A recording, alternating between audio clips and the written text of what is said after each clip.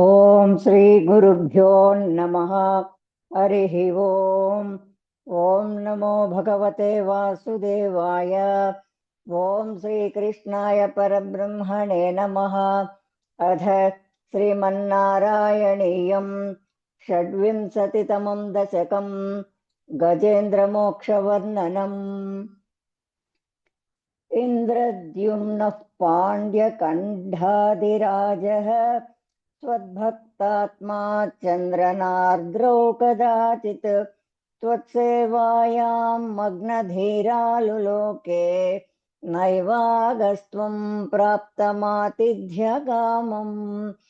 कुम्भोद्भूतिः सम्भृतक्रोधभारः स्तब्धात्मा त्वं हस्तिभूयं भजेति।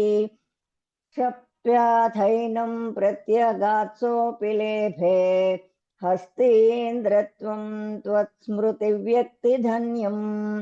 दुग्धाम्भोधे मध्यभाजित्रिकूटे क्रीडन् चैलेयूधपो यौवशाभिः सर्वान् जन्तूनत्यवतिष्ठशक्त्याः त्वद्भक्तानां कुत्र नोत्कर्षलाभः। स्वेन स्थेम्ना दिव्यदेशत्वशक्त्या सोऽयं खेदान्न प्रजानन् कदाचित् शैलप्रान्ते घर्मतानः सरस्यां यूथैः सार्धं त्वत्पृणुन्नोभिरेमे।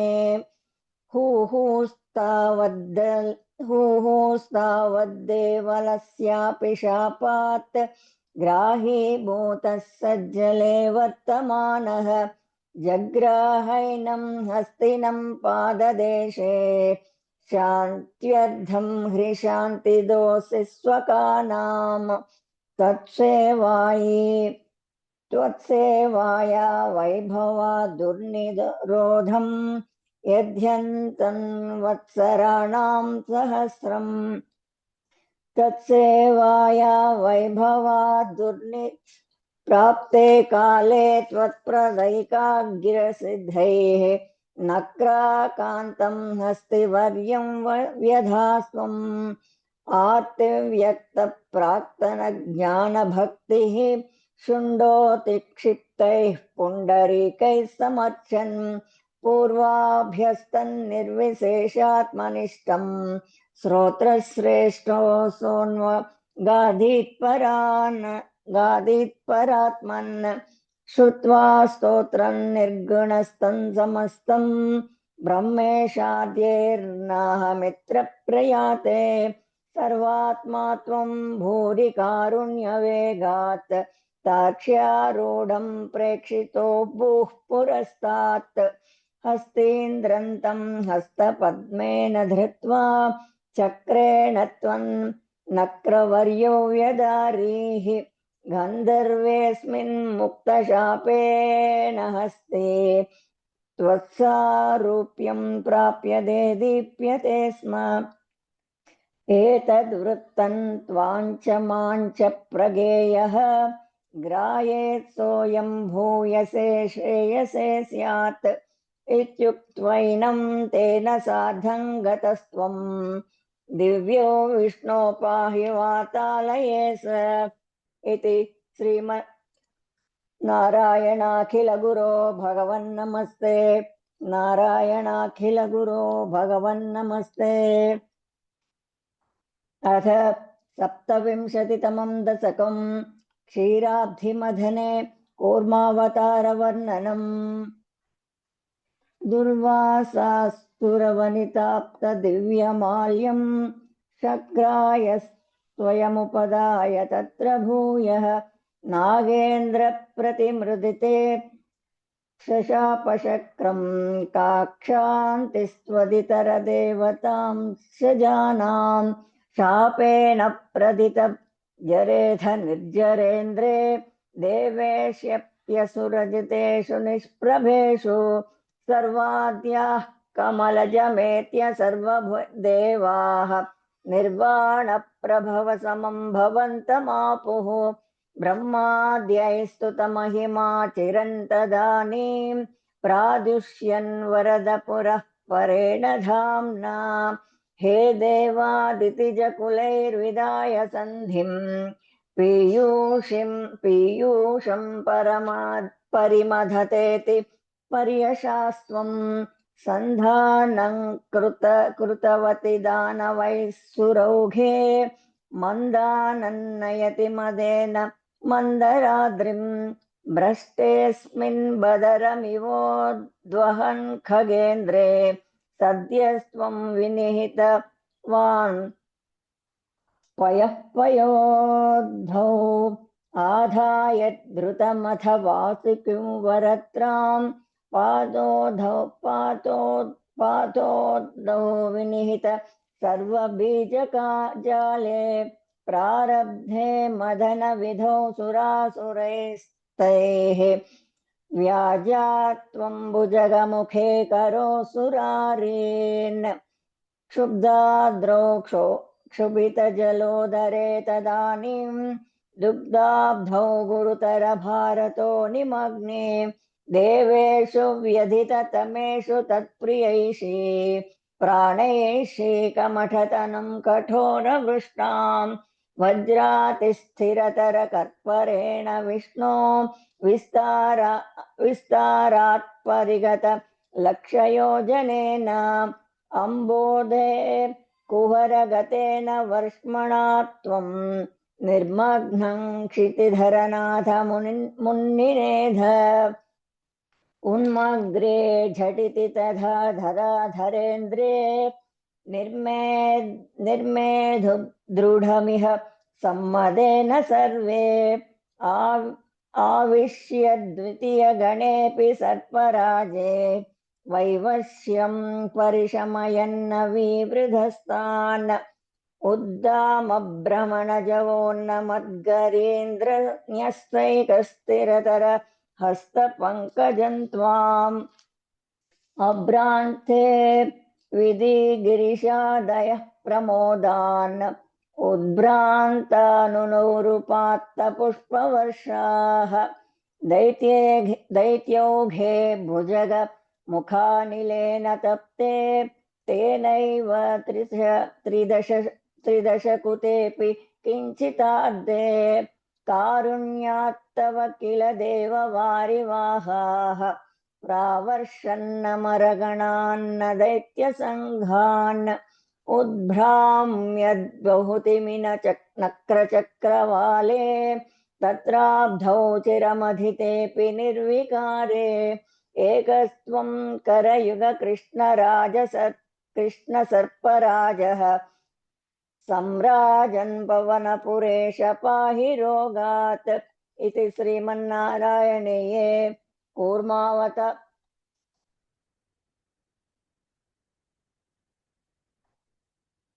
क्षीराब्धिमदने कूर्मावतार वर्णनं चेति नारायण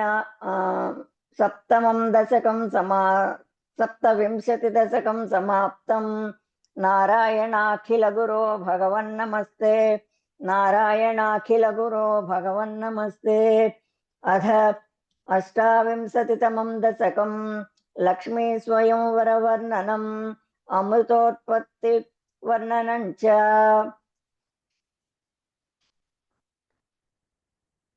गरलन्तरलानलं पुरस्तात् जलधेरुदिजगालकालकूटम् अमरस्तुतिवादमोदनिघ्नः गिरिशस्तन्निपपौ भवत्प्रियार्थम् विमथत्सु सुरासुरेषु जाता सुरभिस्तां ऋषिण्यधास्त्रिदामन् हयरत्नमभूददेव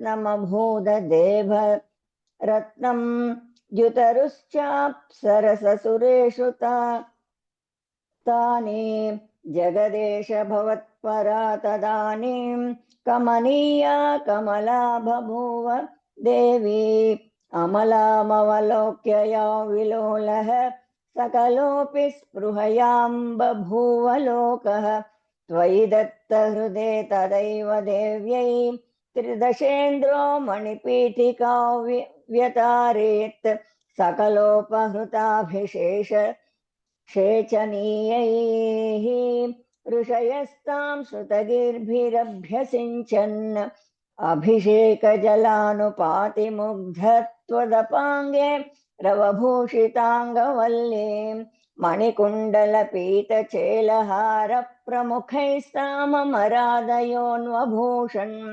वरणस्रजमात्तभृङ्गनादां ददती सा कुचकुम्भमन्दयानां वदसिञ्जितमञ्जुनूपुरा त्वां कलितव्रीलविलासमाससाद गिरिशद्रुहिणादि सर्वदेवान् गुणभाजो व्यविमुक्तदोषलेशान् अपमृश्य सदैव सर्वरम्ये निहिता त्वय्यनयापि दिव्यमाला पुरसा तरसा ममानि धैनां भुवनानां जननीमनन्यभावां त्वदुरो विलसत्तदीक्षणश्री परिवृष्ट्या परिपुष्टमास विश्वम् अतिमोहनविभ्रमा तदानीं मदयन्ती खलु वारुणी निगारात्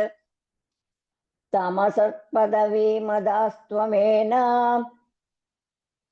अतिसम्माननया महासुरेभ्यः तरुणाम्बुदसुन्दरस्तदा त्वं ननु धन्वन्तरिरुत्थितोऽम्बुराशेः अमृतं कलसे वहन्कराभ्याम् अखिलार्तिं हरमारुतालयेश इति श्रीमन्नारायणीये अष्टाविंशतितमं दशकं लक्ष्मीस्वयंवरवर्णनम् अमृतोत्पत्तिवर्णनं चेति अष्टाविंशतितम दशकं समाप्तम्।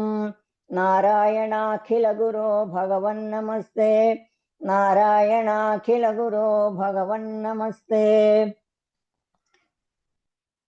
अथ एकोनत्रिंशत्तमं दशकम् देवानाममृतोपरापलाब्धिप्रकारवर्णनम्।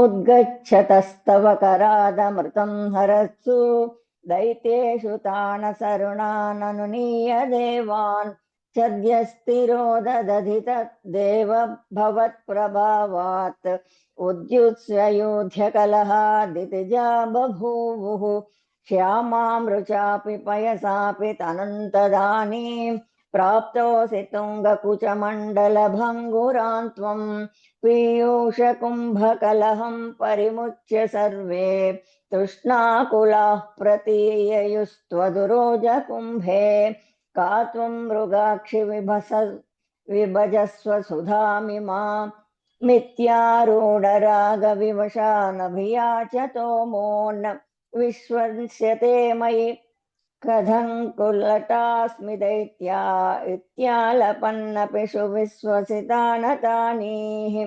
मोदात् सुधा कलशमेषु ददत्सु सा त्वं दुश्चेष्टितं मम सहध्वमिति ब्रुवाणां पक्तिं प्रपङ्क्तिप्रभेदविनिवेशित देवदैत्याः लीलाविलासगतिभिः समधा सुधान्ताम् अस्मास्स्वीयं प्रणयिनीत्यसुरेषु तेषु योषं स्थितेष्यदसमाप्य सुधां सुरेषु त्वं भक्तलोकवशगो निजरूपमेत्य स्वर्भानुमर्दपर्पीत सुधौव्यलानीः त्वत्त्वसुधाहरणयोग्यफलं परेषु दत्त्वा ग्वते त्वयि सुरैः खलु ते व्यगृह्णन् घोरेधमूर्च्छति रणे बलिदैत्यमाया व्यामोहिते सुरगणे त्वमिहाविरासीः त्वं कालनेमिमथमालिमुखाञ्जगन्ध शक्रो जघान बलिजम्भवलान् सपाकान् शुक्रार्धदुष्कुरवधेन मुचौचलूने फेनेन नारदगिरान्यरुणोरणं त्वम्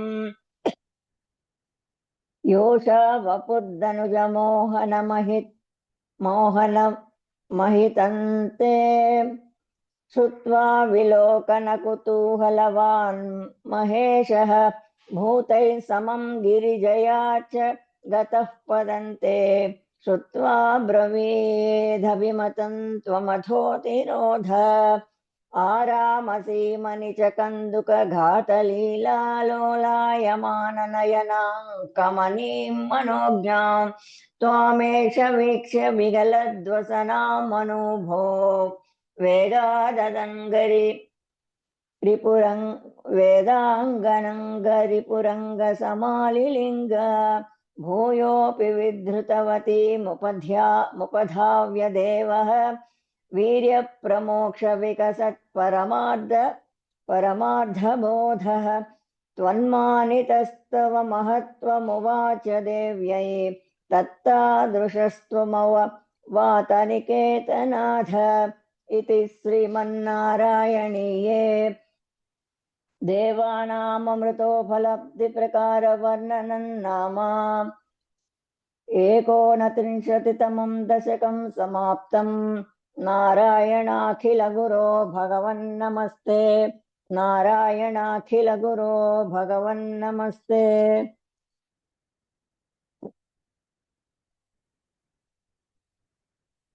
अथ 30तमं दशकं वामनावतारवर्णनम् शक्रेण संयति हतोऽपि बलिर्महात्मा शुक्रेण जीविततनुः क्रतुवर्धितोष्मा विक्रान्तिमान् भयनिलीनसुरां त्रिलोकीं चक्रे वशेन तव चक्रमुखादभीतः पुत्रार्तिदर्शनवशाददितिर्विषण्णा तां काश्यपन्निजपतिं शरणं प्रपन्ना त्वत्पूजनं तदुदितं हि पयोव्रताख्यं साद्वादशाहमचरत्वयि भक्तिपूर्णा तस्यापधौ त्वयि निलीनमतेरमुष्याः श्यामश्चतुर्भुजवपुः स्वयमाविरासीः नम्राञ्च तामिह भवत्तनयो भवेयम् गोप्यं मदीक्षणमिति प्रलपन्नयासि त्वङ्कांशपे तपसि सन्निदधत्तदानीं प्राप्तोऽसि गर्भमदिते प्रणतो विधात्र प्रासूत च प्रकट वैष्णव दिव्यरूपं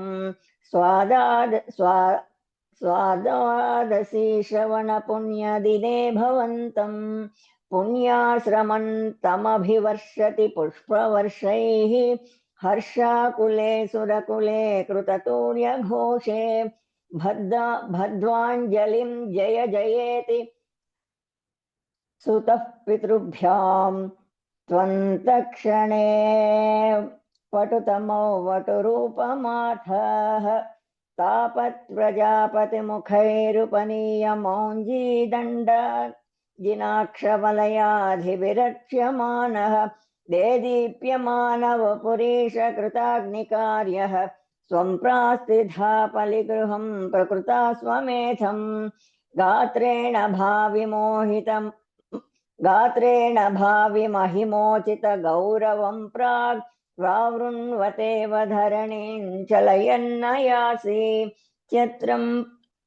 क्षत्रं परोष्मतिरणार्थमिवादधानः दण्डं च दानवजनेष्विव सन्निधातुं तान्नर्मदोत्तरतटे हयमेधशालाम् आसे दुषित्वयि रुचा तव रुद्रनेत्रैः भास्वान् किमेष दहनोऽनुसनत्कुमारः योगीनुकोऽयमिति शुक्रमुखैः शशङ्के आनीतमाश्रुभृगुभिर्महसा भूतैः स्वां रम्यरूपमसुरः पुलकावृताङ्गः भक्त्या समेत्य सुकृती परिणिज्य पादौ तत्तोऽयमन्वधृत मूर्धनि तीर्थतीर्थम् प्रह्लादवंशजतया क्रतुभिद्विजेषु विश्वासतोनु तदिदन्दितिजोऽपि लेभे यत्ते यत्ते पदाम्बुगिरिशस्य शिरोभिलाल्यम् सत्त्वो विभो गुरु पुरालय पालयेथ इति श्रीमन्नारायणीये वामनावतारवर्णनं नाम 30तमं दशकं समाप्तम्। नारायणाखिलगुरो भगवन्नमस्ते। नारायणाखिलगुरो भगवन्नमस्ते। अथ 31तमं दशकं बलिदर्पहरण वर्णनम्। प्रीत्या दैत्यस्तव तनुमः प्रेक्षणात् सर्वधापि वामाराध्यन्नजितरचयन्नञ्जलिं सञ्जगाद। मत्सङ्किन्ते समभिलषितौ विप्रसूनो वदत्वम् विक्तं भक्तं भवनमवनीं वापि सर्वं प्रदास्ये। तामक्षीणां बलिगिरमुपाकर्ण्य कारुण्यपूर्णोऽप्यस्योत्सेकं समयितुमना दैत्यवंशं प्रशंसन् भूमिं पादत्रय परिमितां प्रार्थयामासि धत्वं सर्वं देहीति तु निगदिते कस्य हास्यन्न वा स्यात्। विश्वेशं मां त्रिपदमिह कियाचसे बलिष्ठस्त्वं सर्वां भूमिं वृणु किममुनो मुनेत्यालवत्यां सदृप्यन्। यस्माद्दर्पात् त्रिपद परिपूर्त्य क्षमक्षेपवादान् बन्धं चासावगमदतदर्होऽपि गाढोपशान्त्यै। पादत्रय्याय दिनमुदितो विष्टपैर्नापि तुष्येत् इत्युक्तेऽस्मिन् वरद भवते दातु कामेऽथतोऽयम्। दैत्याचार्यस्तव खलु परीक्षार्दिनः प्रेरणार्थम् मामादेयं हरिरयमिति व्यक्तमेवाबभाषे। याचत्येवं यदि स भगवान् पूर्णकामोऽस्मि सोऽहं दास्याम्येव स्थिरमिति वदन् काव्यशक्तोऽपि दैत्यः विन्ध्यावल्या निजदयितया दत्तपाध्याय तुभ्यं। चित्रं सकलमपि सः प्रात्पयत्तोय पूर्वम्। निस्सन्देहन्दिति कुलपतौ त्वय्यशेषार्पणं तत् व्यातन्वाने मुमुचुर्ऋषयः समराः पुष्पवर्षम्। दिव्यं रूपं तव च तदिदं पश्यतां विश्वभाजाम् उच्चैरुच्चैरववृदवधीकृत्य विश्वाण्डभाण्डम्। तत्पादाग्रन्निजपदगत पुण्डरीकोद्भवोऽसौ कुण्डितोयैरसि च दपुनाद्वज्जलौ विश्वलोकान्। हर्षोत्कर्षात् सुबहु ननुते खेचरैरुत्सवेऽस्मिन् भेरीं निघ्नन् भुवनमचरज्जाम्बवान् भक्तिशाली। तावद्दैत्या स्वनुमतिमृते भक्तुरारब्धयुद्धाः देवोपेतैर्भवदनुचरैः सङ्घटा भङ्गमापन्। कालात्मा यौ वसति पुरतो यद्वशात् प्राग्जिता स्मः किं वो युद्धैरति बलिगिरातेऽथ पातालमापुः। पाशैर्बद्धं पतिना दैत्यमुच्चैरवादीः तार्तीयीकण्डिशमम पदः किन्न विश्वेश्वरोऽसि। पादं मूर्ध्नि प्रणय भगवन्नित्यकम्पो वदन्तं प्रह्लादस्तुं स्वयमुवगतो मानयन्नस्तनित्वित्वाम्। दर्पोचित्यै विहितमखिलं दैत्यसिद्धोऽसि पुण्यैः लोकस्तेस्तु त्रिदिवा विजयी वासवत्वं च पश्चात् मत्स्यायुज्यं भज च पुनरित्य न्वगृह्णा बलिन्तं विप्रैः सन्तानितमकवरः पाहि वातालयेश इति श्रीमन्नारायणीये बलिदर्पवर्णनं नाम 31तमं दशकं समाप्तम्। नारायणाखिलगुरो भगवन्नमस्ते। नारायणाखिलगुरो भगवन्नमस्ते। अथ 32तमं दशकं मत्स्यावतारवर्णनम्। पुरा हयग्रीवमहासुरेण षष्ठान्तरान्तोऽद्यतकाण्डकल्पे निद्रोन्मुखब्रह्ममुखादृतेषु वेदेष्वदित्सखिलमत्स्यरूपम् सत्योव्रतस्य दमिलादिभर्तुः नदीजले तर्पयतस्तदानीं कराञ्जलो सज्ज्वलिताकृतिस्त्वम् अदृश्यथाः कश्चन बालमीनः क्षिप्तं जले त्वाञ्च चकितौ विलोक्य निन्ये भूपात्रेण मुनिः स्वगेहाम् स्वल्पैरहोभिः कलशीञ्च कूपं वापिं सरश्चानसिषे विभो त्वं योगप्रभावाद् भवदाज्ञयैव नीतस्ततस्त्वं मुनिना पयोधिं पृष्टो मुना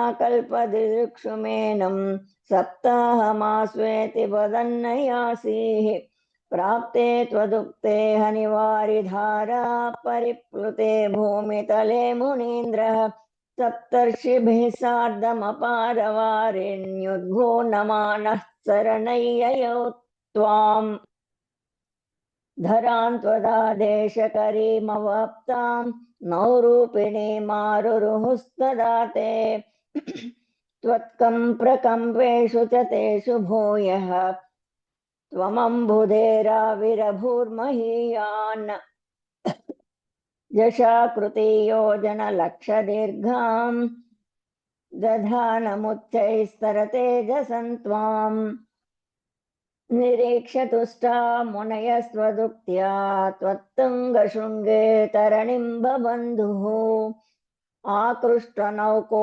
मुनिमण्डलाय प्रदर्शयन् विश्वजगद्विभागान् संस्तूयमानो नृपरेण तेन ज्ञानं परञ्चोऽपि दिशन्नचारीः कल्पावधौ सप्तमुनीन् पुरोवत् प्रस्थाप्य सत्यव्रतभूमिपन्तम् वैवस्वताख्यम् अनुमादधान क्रोधाद्धयग्रीवमभिद्रुतो भूः त्वतुङ्गशृङ्गक्षितवक्षसन्तम् निपात्य दैत्यं निगमान् गृहीत्वा विरिञ्चये पीतहृदे ददानः प्रभञ्जनागारपते प्रपायाः इति श्रीमन्नारायणीये मत्स्यावतारवर्णनं 32तमं दशकं समाप्तम्। नारायणाखिलगुरो भगवन्नमस्ते। नारायणाखिलगुरो भगवन्नमस्ते।